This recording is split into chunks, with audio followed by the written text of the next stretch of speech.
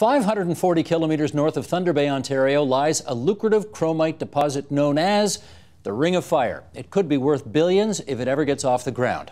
Joining us now for more on the politics and possibilities of the Ring of Fire, in Thunder Bay, Ontario, Michael Gravel. He's the Minister of Northern Development and Mines, now the Liberal candidate in Thunder Bay Superior North.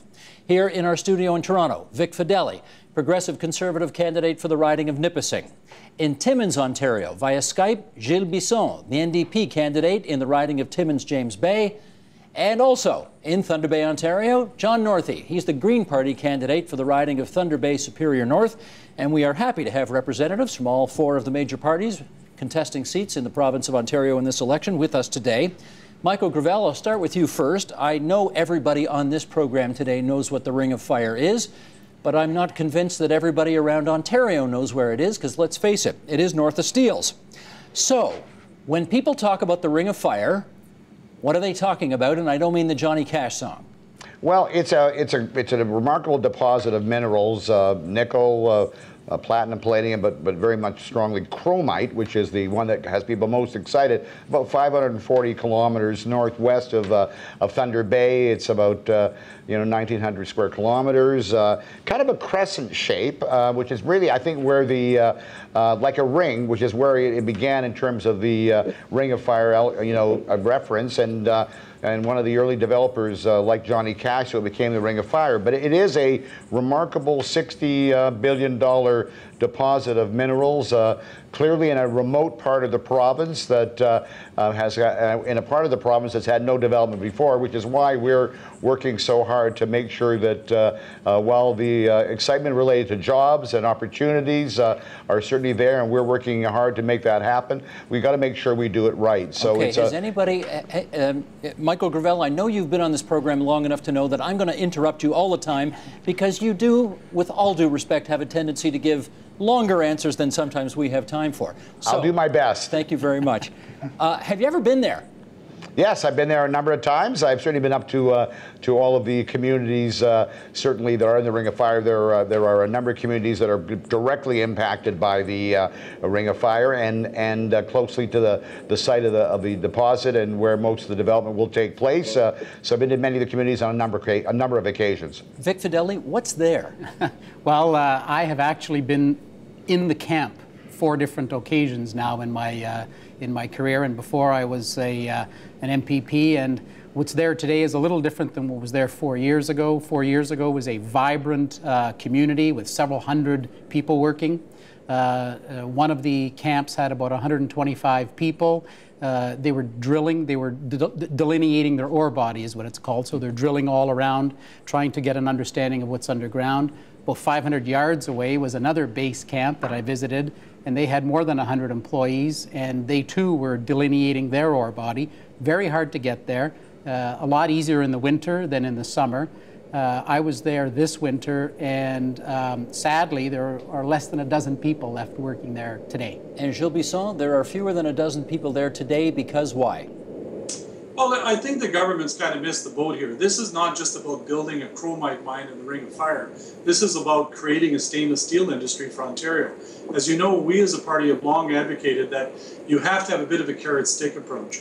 Assist the companies to develop the infrastructure necessary, do the training, deal with revenue sharing and land use plannings, those issues that are important to make sure that the First Nations are made whole when it comes to this project, but position it in such a way that you're also able to develop stainless steel. And what's happened is that we've seen over 7 years now announcements from the government, both in the throne speech and within budget, saying Ring of Fire, it's coming, it's coming. But essentially, we've frustrated the players so much so that Cliff Resources has pretty well put it on hold for now, because they feel that they've been frustrated by the process. The government's really never known exactly what it is that they got to do to get this going, and it's not complicated. You've got to deal with First Nations, provide revenue sharing from the existing resources. You've got to deal effectively with training so that you can train up the people necessary that are going to work there.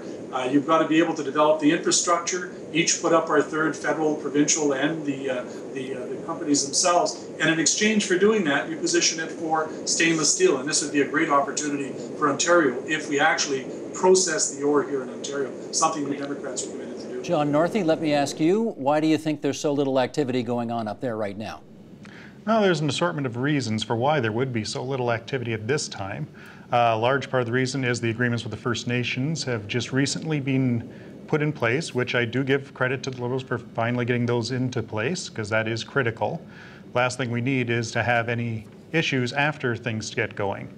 Other issues are that it is a nightmare to get roads and rail up there. As somebody who lives up here, I've seen the wilderness up here, and it is a challenge to get through it. So I believe that we do have to take our time with something like this. It is critical to do it right. Last thing we need is to rush through it and end up with a total disaster on our hands afterwards. Okay, Michael Gravel.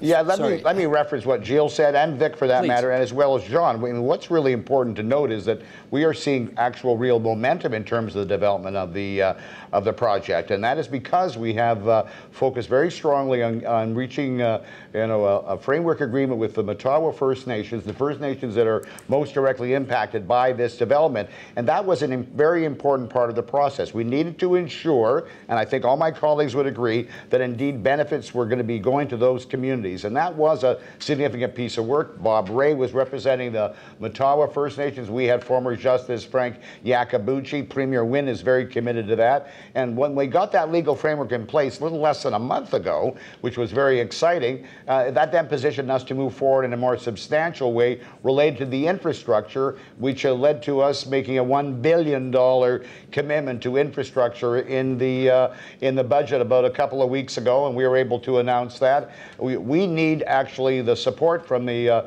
opposition parties, and certainly to know their positions, in order for us to now move forward with the momentum that we have. Well, let me get Vic Fideli on that. Bob Ray will come on this program after you guys are done, and will put in his own words his view on the significance of the negotiating framework that has been agreed to. But would you agree with Michael Gravel that it's a major milestone in getting this thing moving?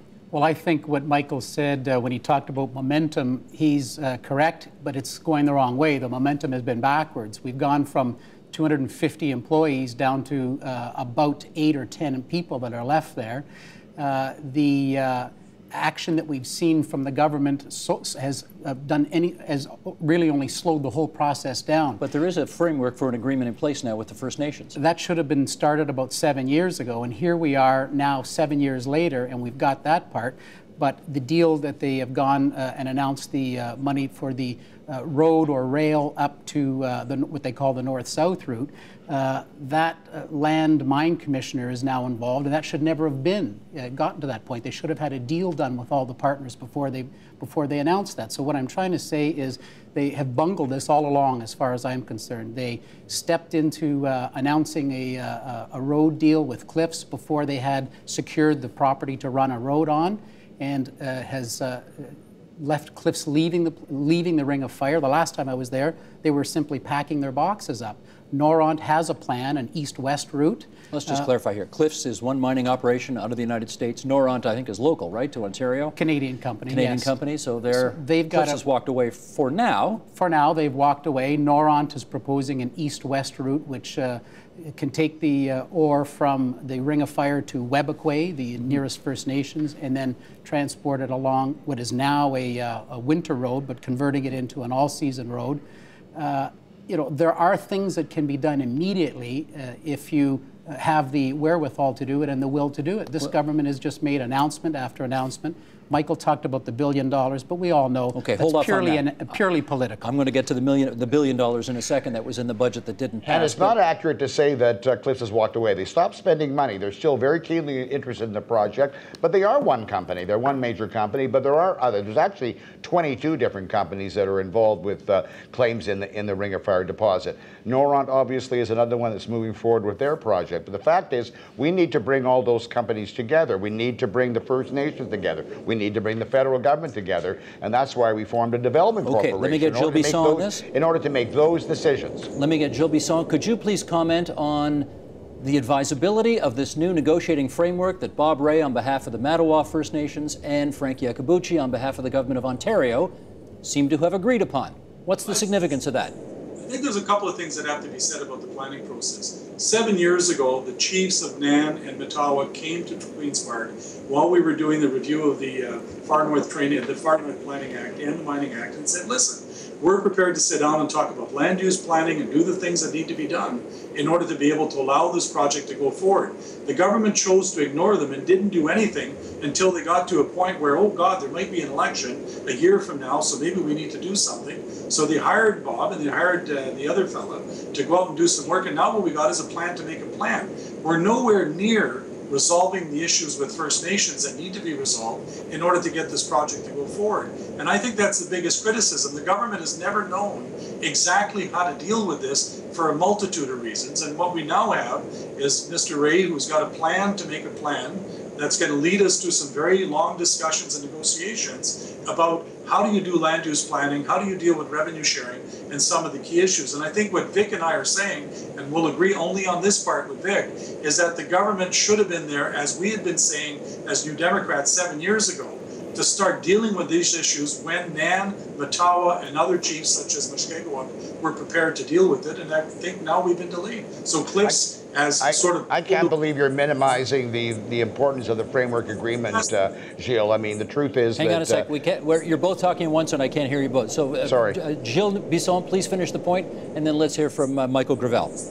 What we're not talking about is Noront, that has a nickel mine up there, who's been slowly working at getting things ready, and they're yet to be able to get the kind of meetings that they need with the government to deal with some of their issues. So the government has really sort of not knowing what to do with these guys, and unfortunately they've been all pretty frustrated. Michael Gravel? Yeah, I just can't believe that you're minimizing the importance of the framework agreement, Gilles. I mean, I think you recognize well how crucial it is that we get this right. I mean, it wasn't that long ago that a number of the First Nations were saying some rather strong things about this project not going forward unless things were done in the right way. I mean, there were some blockades that were set up. Those days are done. The fact is that we are now in a position where we can truly talk about regional infrastructure, resource revenue sharing, and socioeconomic supports and an enhanced environmental assessment. That's important. But we're also working very closely with the companies, with Noront, with Clips, and with the other companies that have got some ideas of how they can move this forward, which is why we want to bring them all together to make the decisions that need to be made, and that sure should include the federal government, need to be made in terms of what is the best transportation corridor. How do we then move forward to design and build that infrastructure? That's the process that's in place, and that's where there's momentum. Let me get a word in here for the Green Party. What's your view on this framework agreement that has been signed by Bob Ray and Frank Iacobucci? Does that, for you, represent a significant step forward in making this thing happen? Well, it was a step forward. It was definitely needed. If we don't get agreements with the First Nations, nothing's going to happen long term. That's a guarantee. The big challenge right now is figuring out what the costs involved in this are long term. Right now, I'm hearing everyone talk about, let's speed this up, let's get this done fast. And I'm going, wait a minute, people. The chromite isn't going anywhere. If we don't dig it out of there, it's still going to be there, and the value of it is only going up. So why are we in a panic? Well, yes, we need the jobs. You've just answered your own question. I think people want the jobs, right? Oh, we need the jobs, but last thing we want to see is to start building the jobs and having situations where it stops and starts. That's what we've already seen happen a couple of times. As everyone's been mentioning, there were a few hundred people up there a couple of years ago. Now there's only a dozen. I don't want to see us get started again, then, oh wow, now we're up to 1,000 or a few thousand. We've spent hundreds of millions, and oh wait, we got to slam the brakes again because we forgot something. Vic Fideli, does that make sense to you? Well, the problem again is the government has only really made announcements when it was critical to make announcements. They were in trouble in the gas plant scandal, and so they announced this deal with Cliffs to build a road, but they didn't have permission to build the road where it was. And I felt that was purely a distraction, and it fell apart after that day. Now it's budget time and it's election time. They announce $1 billion, $1 billion that they don't have, incidentally, as the Ministry of Finance documents told us. So they've got a plan to build a plan, to talk about a plan. And that development company, they announced a development company, and then they announced months later a consultant hired to work out a plan for the development company to move ahead. I mean, it's just announcement after announcement, and it rings hollow. I've been there. I have my feet on the ground, and I look at the men and women that were working there, and the men and women who aren't there today. And it needs a more comprehensive action, not another plan. Michael Gravel, yes, let's focus on the $1 billion, because that was announced in the budget, obviously before Andrea Horwath and the NDP decided not to support that budget. So the status of that $1 billion today is what? It's on the table from the province. It's locked in, regardless of whether or not we get support from the federal government. The federal government matching dollars are crucial and important in terms of reaching the full potential of the project. I mean, we do think probably in terms of the actual industrial infrastructure in the transportation corridor, that's somewhere between $800 million and $1 billion. It's community access that's so crucial to the full value of this. So we can actually have all-weather complete access, getting transmission lines in place, getting communities off diesel. That's where the federal government comes in. But our commitment of $1 billion is something that's going to stay on the table, and I've had that confirmed by the Premier and by the Finance Minister, and that's important. We said for some time we are committed to making a significant investment from the province. That dollar figure was quantified as $1 billion. And I can tell you, if any of my colleagues are talking to people here in Northern Ontario, there is a great sense of excitement about the fact that we are now, and again, in a position where with the framework agreement in place and getting to that next important stage and the $1 billion on the table, we are in a position to move forward with this project in the way that indeed is the right way to move forward, and to make sure that the Development Corporation works with all the partners to move this forward. Gilles Bisson, talk to us about the $1 billion. You've now heard Michael Gravel say that money is locked in and is not contingent on matching funds from the federal government. Does that move the yardsticks forward? Well, listen, it's another promise. Like, we saw the Liberals promise 3 things in the last budget. They couldn't deliver on them. Now they're saying, oh my God, we got $1 billion for the Ring of Fire. Yet another promise. I've heard promise after promise from the Liberal government when it comes to a raft of things, including the Ring of Fire. And all this is them throwing money up against the wall, trying to make it look as if they're going to do something. The reality is it may be far less than $1 billion depending on the route. If it's rail or it's road, will be determined by the economics and by the need of the project. But what they've essentially done is said, here's $1 billion, and if the federal government gives us $1 billion, we're off to the races. But there's also the private sector. I helped develop the framework on the De Beers project here in Northern Ontario, and I can tell you the process is very different than what the government puts it out to be. What the government has to do, in my view, and we've been saying it for a long time, it's not just the infrastructure to get to the Ring of Fire. It's training, it's making sure we deal with revenue sharing so that First Nations know they will get a share of revenue from these projects, of existing taxes, when they get up and running, and to be able to leverage all that towards developing stainless steel. That is the key. Okay, in your budget, should the NDP form the government, how much money will you set aside to get all of those things that you just talked about up and rolling? We would do exactly what I just said. We would, number one, we would say revenue sharing out of existing revenues from the future mines, that money be shared with First Nation at whatever percentage is negotiated. We would put forward our third share of the cost of the infrastructure, whatever that might be, but I can tell you now. Don't you have to have a number on that, though? I mean, there's got to be a ceiling what you're prepared to put into it, isn't there? I couldn't hear you, sorry. There's got to be a ceiling, presumably, on what you're prepared to put into it. The Liberals have said their ceiling's $1 billion. What's yours? The high end, if you talk to those people, and the people that are developing the mines, the Cliffs, the Norons, and others, they're saying the high end is close to $3 billion if you go to rail, depending on how you do it. The low could be as much as $400 to $600 million. So it depends on which way you go. But like what we've been saying from the beginning, this has to be about processing our ore here in Ontario so that we're able to position this for stainless steel. It's about making sure that First Nations get revenue sharing so that they can share existing revenues, not new taxes, but revenues that we get from mining. And for us to do our job as a province when it comes to assisting the companies to develop training on the Ring of Fire so that people in Northern Ontario, and specifically First Nations, are able to train in and to develop the infrastructure at a 1/3 share. Okay, Victor Fedeli, your leader, has been out there on the hustings saying, if you want a deal from government, we're not your party. We're the anti-corporate welfare party. We're not the party to come to for a subsidy. So does that mean Tim Hudak and the Tories are prepared to put nothing into making this happen? No, not at all. We're not talking about a subsidy. We're talking about an infrastructure investment where you've got the federal government, the provincial government, and the business partners all joining together to build infrastructure that can be shared by all parties. The feds aren't there, though. The feds certainly are there. with their Build Canada Fund, Michael Gravel and the Liberals have already taken advantage of about $3 billion of that over about 300 programs. So they've always been tapping into the federal government's money. But you need to look at a comprehensive plan for an all-season transportation immediately. But it's our plan is sort of a twofold plan. Number one is the infrastructure, and that includes more than just an all-weather road, and it could be, for instance, the east-west road that can get things kicked off early because Noront, one of the players, does have a nickel play that's a lot easier to tackle than a long-term chromite play. Chromite is big, bulky, and it's so rich you need to take almost all the ore out of there, to be perfectly frank. The nickel is a lot more portable. But you've also got to look at the energy side of it and the networking fiber. All of that infrastructure can be built at the same time. That's sort of plan A. Plan B, in the more the long term, is rail. Most Northerners will tell you, you move ore by rail.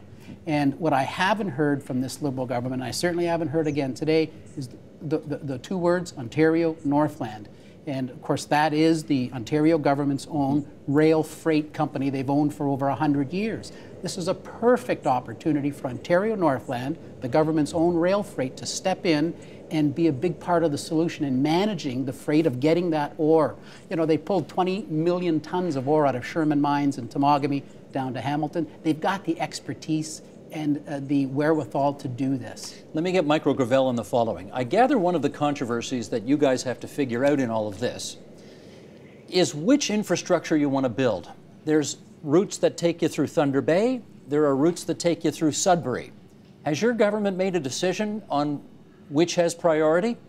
Well, that actually is exactly why we made the decision that we should form a development corporation where we bring in all the partners, all the industry members, partners, the First Nations, the province having obviously a role to play, and the federal government as well, because those decisions should be made by those people working together as partners in the process. So that is the first decision that needs to be made, really is the one is what is the best route moving forward. When I listen to Vic talking about obviously some of the options, we want to make sure that to fully benefit from the project that there is community access, and that does provide some real opportunities to change the future in terms of so many First Nations. But the decisions will be made by the partners. The province is one of those partners, and I think that's the appropriate role to play. It should not be the province dictating which route it will be. So we are going to be, obviously, if we're back in office, we are going to be moving as quickly as we can to continue to do the work we're doing with the First Nations, Matawa in particular, and the other First Nations we're having discussions with, and also moving forward on the Development Corporation to set it up so that those people can make those decisions together and therefore make the right decision and move from there. Okay, John Northey, let me get you on this one.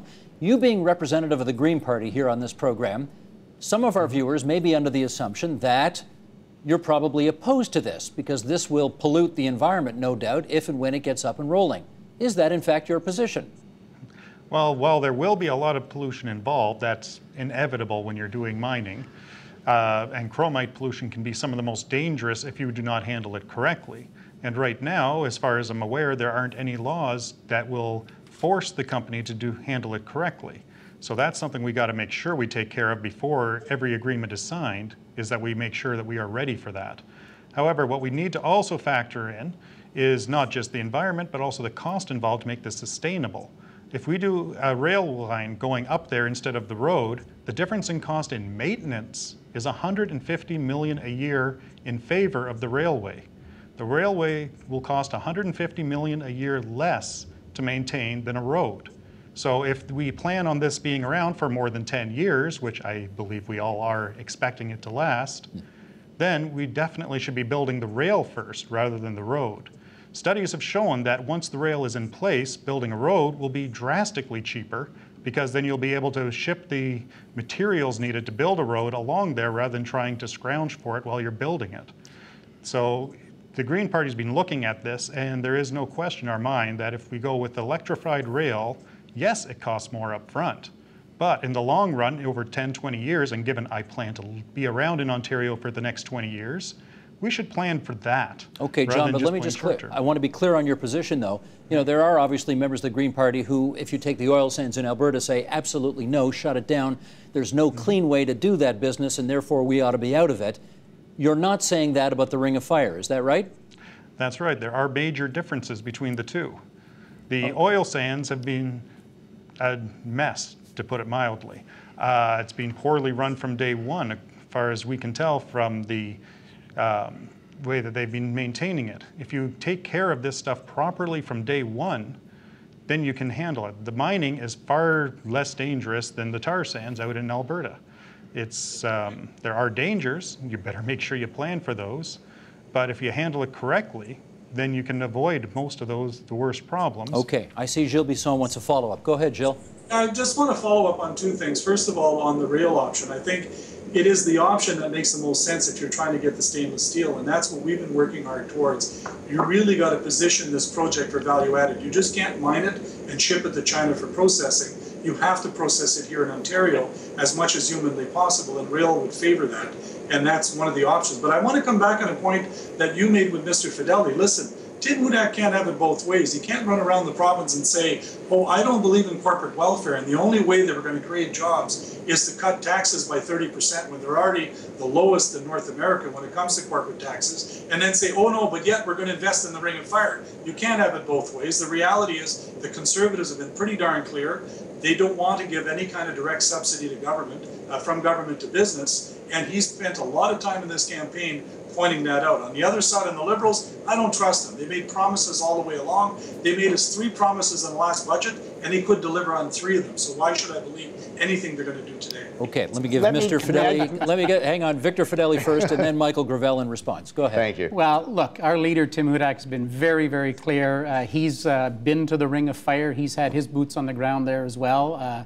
We joined him on one of our trips, and he's excited by that. He too has talked about making stainless steel right from the first day he saw there. I mean, you need 3 things to make stainless steel. You need ore, you need nickel, and you need chromite. And in the ground are those 3 things. On Gilles Bisson's point. And his first thing he said is, you need infrastructure here, and that's the government's role to build infrastructure. So that's not a subsidy?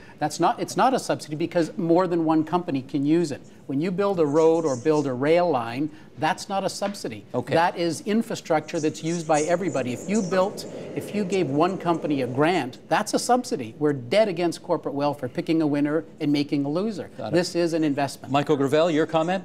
Well, there's tremendous potential for a great value-added economy build up in Northern Ontario as a result, not only in the province of Ontario. I do want to speak about a number of things, but first of all, perhaps in terms of Vic's reference to the federal government. We've watched the federal government become strong supporters of various major projects all across the country, and to be saying that you can go and apply for funds through the Building Canada Fund when there are so many other key priorities that we want to bring forward. This is a project. This isn't a priority then? This is a priority that demands a unique support and vision from the federal government. We watched them do that in Newfoundland and Labrador in terms of the $6.3 billion loan. We've watched it in the oil sands. We've seen it. The federal government needs to match those dollars because our investment, Steve, may I say, yes, we're up to $1 billion in terms of infrastructure, but we have also provided significant support for the training that Gilles has talked about. We need to prepare people to be ready for when the project moves forward. So we've put forward significant dollars in terms of training, working with First Nations, working with the community college system in Northern Ontario. So it's a large process and a complicated project and a complex one. But that's why also referencing a bit to what John had to say, we need to get this right from an environmental point of view as well. Okay, that certainly is a key issue of the First Nations. We just have a few minutes left here, and I want to get these maps up because this map may help tell some of the story that we've been talking about in the last few minutes. So, Sheldon, if you would, let's bring these up. This is a map of the area in question that we're discussing in the province of Ontario, and this is what it looks like politically. Orange is NDP, red is Liberal. I don't see any Conservative there. We've got... You didn't put me on the map. We haven't quite got you on the map there, Vic Fedeli. North Bay didn't quite make the map. But that's the provincial lay of the land. Can we flip that over and when they look at the federal lay of the land as well? Okay, some more Conservative seats there. In the main, this is a part of the world provincially which the Conservatives have been shut out from.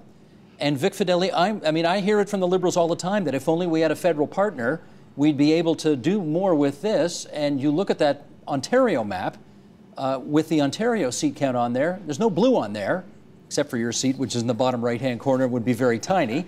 But is that part of the explanation here? No, that's part of the excuse from the provincial Liberals. It seems that when all else fails, blame the feds. I mean, I haven't seen over the 7 years since the exploration has been found and this find of the century has been found, I don't know that the provincial Liberals have ever made an application to the federal government for matching funds for the infrastructure. But Michael Gravel's point is they shouldn't have to. This is a special case that merits special treatment. You know, Minister Rickford has said, and I've been with him many, many occasions where he talks proudly about the Ring of Fire. He's waiting for the provincial Liberals to come along with some real money and a real announcement, not just a pre-election announcement and when they're in trouble with the gas plant announcement. And I know that's how we feel, is that there has been no real commitment by this government to ever truly spend a penny. It's announcement on an announcement to make a plan, and a fake budget announcement only days ago. Michael Gravel, do you want to speak to that? Yeah, I know Minister Rickford very well as well. I mean, obviously he represents the riding of Kenora. He's the Natural Resources Minister. He's responsible for the Ring of Fire. And may I say that I think it's very clear from my perspective that this is a huge project. The federal government, Minister Rickford, Prime Minister Harper, Minister Oliver talk about the national significance of the Ring of Fire project. They talk about the thousands of jobs that be created. So if they're speaking that way, it is clear from our perspective they should be at least coming to the table with those matching dollars. We shouldn't be competing for the dollars or applying for those dollars. And I think that that's something that I would expect Minister Rickford would actually ultimately agree with. This is a huge project with great potential. We're positioned now to move forward on it, and the federal government needs to come to the table. We have, the Premier Wynne has met with the Prime Minister, written letters to the Prime Minister. I've done the same thing with Minister Rickford, and I would like to see support from my colleagues like Vic Fideli and Jill Bisson to continue to put those pressure on the federal government. That's got to be the last word today, because we're about to lose our satellite time. Can I thank Michael Gravel, who in the last Parliament was the Minister of Northern Development and Mines. He's the Liberal candidate in Thunder Bay Superior North. Vic Fideli, the PC candidate in the riding of Nipissing. Gilles Bisson, the NDP candidate in the riding of Timmins, James Bay. He's on the line via Skype. Merci beaucoup, Gilles. And John Northey, who's the Green candidate in Thunder Bay Superior North, on the line from northwestern Ontario. Support Ontario's public television. Donate at tvo.org.